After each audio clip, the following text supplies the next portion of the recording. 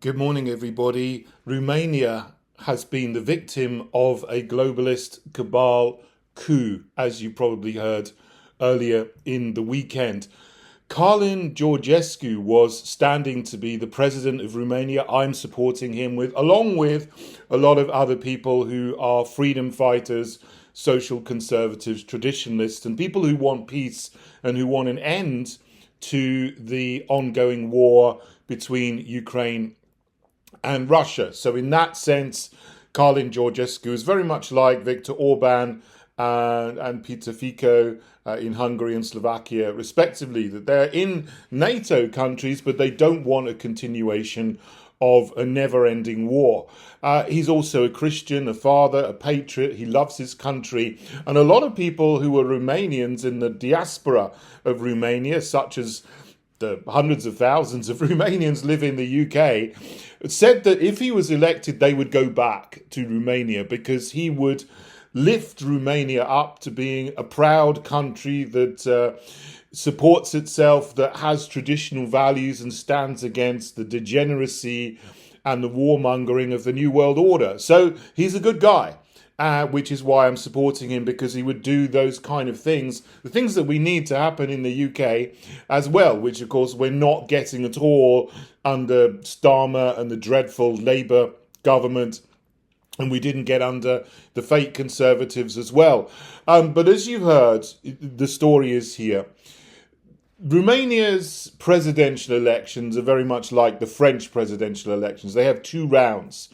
If you win the first round with over 50% of the vote, then you're elected president. But that hardly ever happens. So if someone doesn't get over 50%, the top two candidates then go into a second round where obviously the winner will get over 50%. And then that person, the winner of the second round, becomes the president.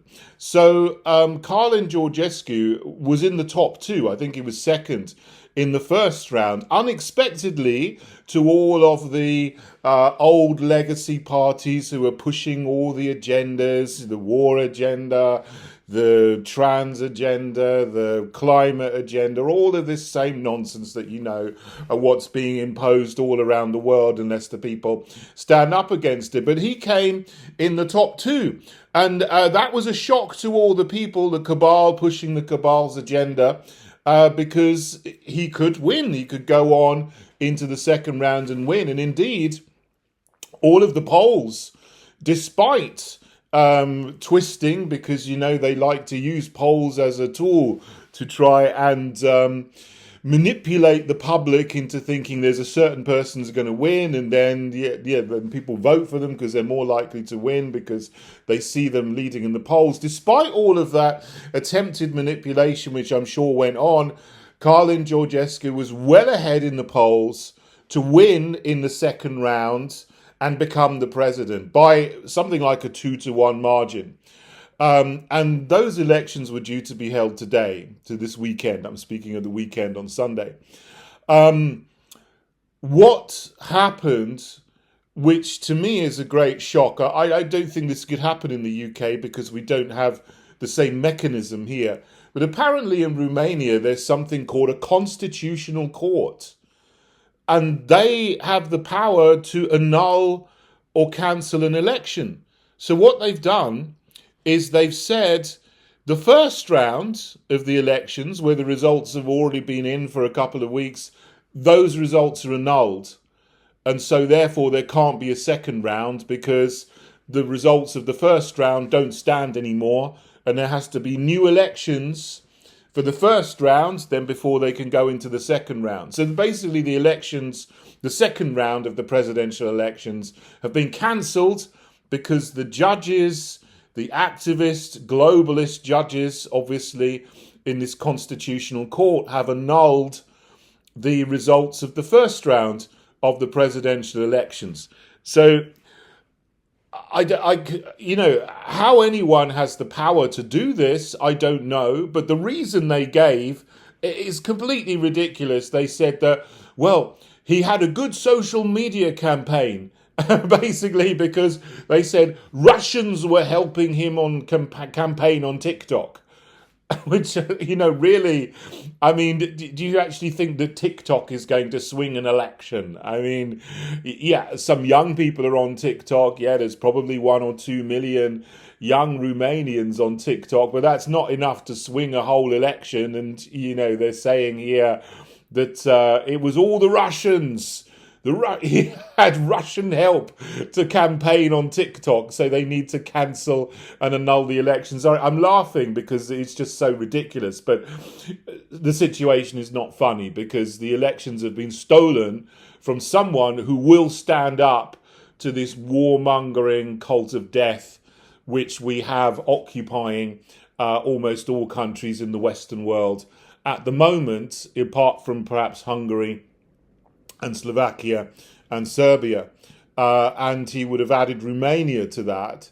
And that would have been a powerful bloc. Obviously, all those 4 countries there in Southeast or Central Eastern Europe, on some of them on the borders of Ukraine. And that would lead to difficulties in continuing this completely unnecessary war of attrition against Russia that the powers that be, the deep state, has been waging for 2.5 years. And this should all have been over if it should have, in 2022, probably more, correct to say that this war should never have started in the first place if everyone had stuck to the Minsk agreements. But what's also happening in Romania is that there is a big NATO base there. I can't remember the name of the base, but it's being expanded, and soon it is going to be the biggest NATO military base in the whole of Europe, just in Romania, near the borders of Ukraine. Why they're expanding a military base there, I don't know, because this war, we're told, should soon be over, with President Trump coming in to be inaugurated on January the 20th. After that, he says he's going to end the war immediately or within 24 hours. I hope that happens. But if Calin Georgescu had come in Romania, yeah, he may say, well, that base is on our land. We're not going to allow that to be used in order to supply the Zelensky regime and keep this war with Russia going. He's very sensible on this issue. He doesn't want a long war to continue with Russia.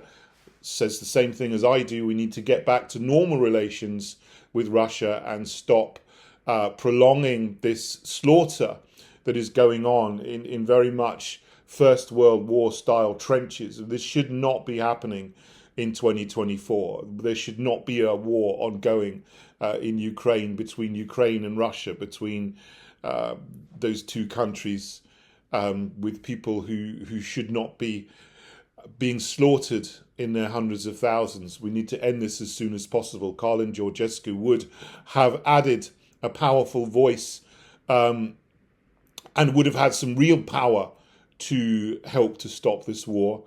And the cabal has overturned or stolen his election victory from him, which should be today. So what they've said here is, well, there needs to be fresh elections for the first round in about 3 months' time.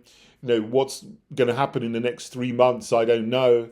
There's a lot of turmoil and chaos going on in the world at the moment. I mean, there's related things happening in Palestine, in Lebanon, in Syria, in Georgia, in South Korea, all kinds of things happening. I need to make separate videos and separate, information pieces about all of those issues. Georgia, I mentioned Georgia as well, didn't I? That's another one where they're trying to effect regime change, and they've actually got someone in Georgia who is really for freedom and democracy and against war. But this is the thing, these people in the cabal, and their mouthpieces in the Western mainstream media, they go on and on about freedom and democracy, but when the people vote democratically and freely for someone that the deep state cabal doesn't want, then they overrule and overturn democracy They try to do this if they can, and then put their own puppet in. You see, this is what happened in Ukraine in 2014. You had Yanukovych was the president. He decided that he didn't want to pursue membership of NATO and EU, and the next thing you know, there was a coup, and they put in a puppet, Poroshenko, and then you got Zelensky elected on a platform of peace, but then did a bait and switch and switched to war and just did what the cabal wanted him to do. Very much part of it. In Georgia, you've now got someone who is against, done exactly the same thing, changed her mind about joining the EU and NATO, says we're not going to join the EU and NATO. The cabal is trying to bump her out of the presidency and effect regime change. And here you've got Calin Georgescu in Romania just about to win. Would certainly, I don't know if he'd take Romania out of the EU and NATO. I mean, that's probably a good idea for the country, because NATO used to be, in the 80s, I was brought up with it, it used to be seen as a force for good, standing against communism, and a protective, defensive alliance. We don't need that anymore, and now it's creating more harm and more problems than doing more harm than good, basically, more negatives than positives. And actually, it's making life more dangerous and less secure for the people who live in NATO countries, because it's not trying to defend NATO countries against an invasion. It's actually going round fighting proxy wars and attacking Russia, which is absolutely ridiculous, and it's making life less safe and less secure. So it's doing now the opposite of what it was set up to do after the Second World War. So, I think it's a very good question to ask for any country, is being in NATO worthwhile anymore? Because it's not something that is helping our nation to be more safe and more secure. It's actually making our nation less safe and less secure. No, I would ask that question. And I think Calin Georgescu would ask that question in Romania, as well as being proud of his country, wanting to lift his country into having a position, a culture, a feeling of positivity and self-esteem, and I don't like the word pride, but you know what I mean. Gratitude for what they are. Let's put it that way. And to make their nation better and greater, and be more positive about itself. And he would do that, and he would fight against all the degeneracy that's coming in with all this LGBTQTAPI, whatever it is, all that stuff, and protect his children in his country from groomers that want to harm children. And there's a lot of that going on, and that needs to be dealt with as well. So there you have it. It's terrible what's happened in Romania.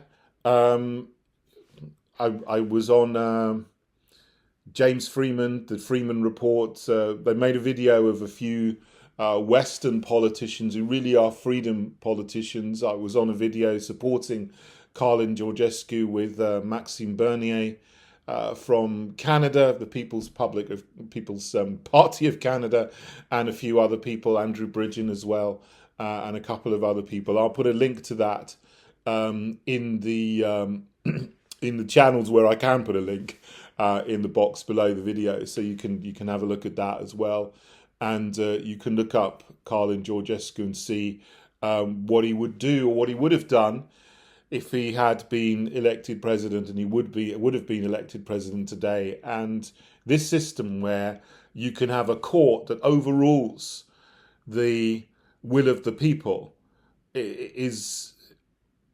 it's just almost unbelievable that this has been allowed to happen, that this mechanism has been there, that I've never heard of before in any country. So this is very bad. But I hope that the Romanian people will be able to fix this and overrule this odious ruling that's come from their so-called constitutional court and put in the president that they want. Thanks for listening, everybody, and God bless you all.